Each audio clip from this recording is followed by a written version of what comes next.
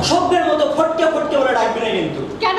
এত রাগের কি আছে? আছে, অবশ্যই আছে। তোদের দুজনকেই বলছি, আমি শ্রী ফটিক চন্দ্র চকর্তি, তোদের সর্দার।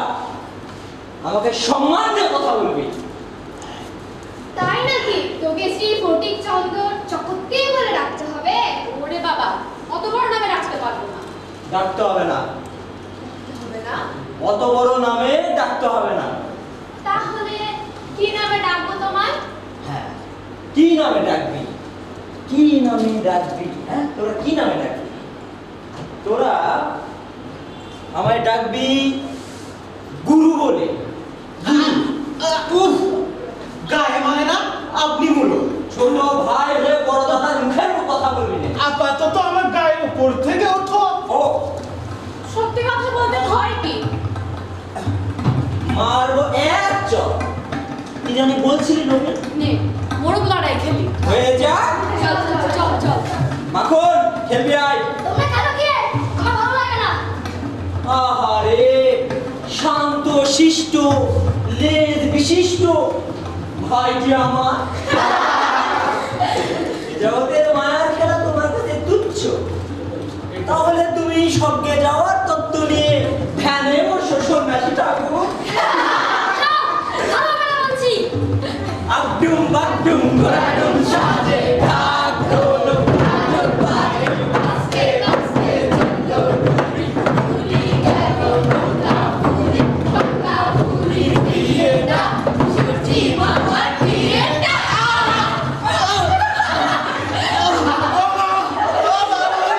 মরে গেল। শোন শোন, কাবাডি খেলি। হয়ে যা। আমরা এই কয়েকজন একদিকে। আরে আমি যে একা হয়ে বললুম। কেন? তোমার লক্ষণ ভাইটিকে সঙ্গে নাও না তোমার দলে। ওই অকর্মা ঢেকিরে নেব, ও তো নড়েও না চড়েও না।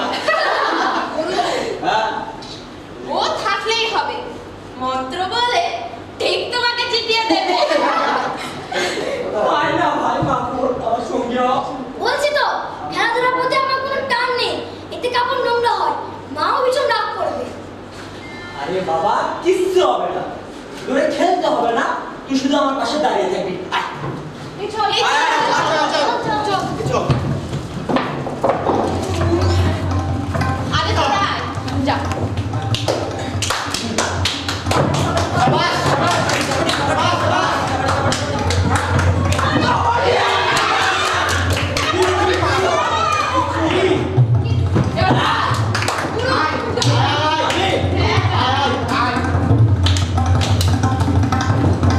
কাবাডি কাবাডি কাবাডি কাবাডি।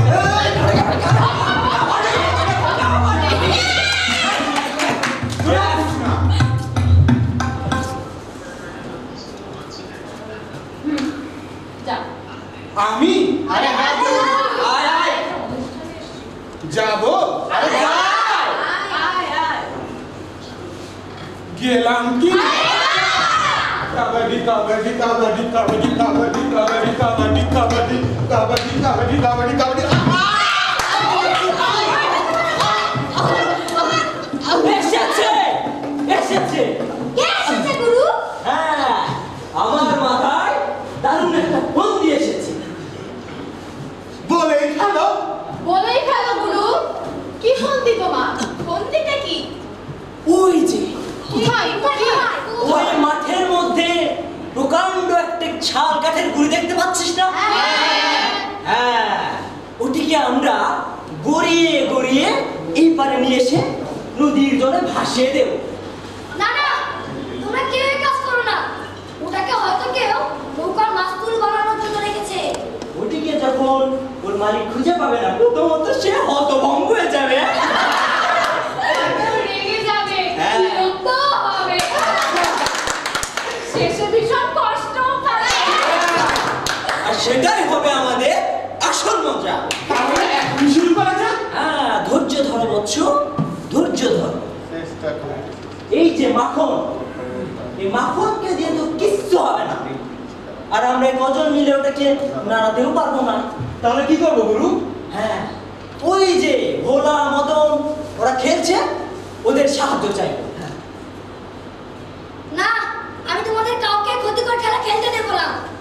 আমরা মজা করবই, পারলে তুই ঠেকাস।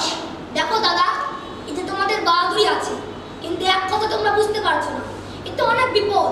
তাছাড়া কাঠের মালিক যদি মাকে কেউ বলে দেয়। বললাম তো, পারলে ঠেকাস। ওরে বাবা রে, মরে গেলাম। এই আমি কাঠের গুড়ির উপরে যে বসবো, দেখি কি করে তোমরা ওটা করাতে পারো। কি গুরু,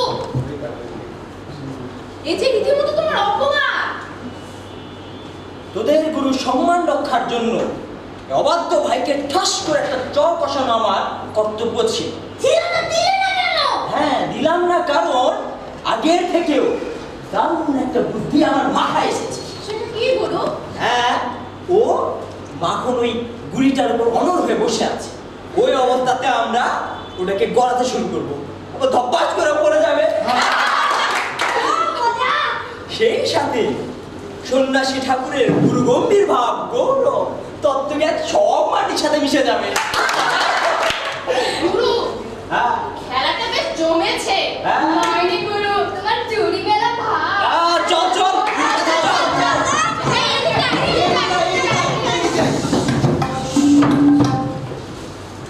জোরতে মারো, আরো জোরে, সবাই জোর। লাগবে না বুঝি? দাঁড়া, এখনই কে মাকে বলছি। মাখন চল।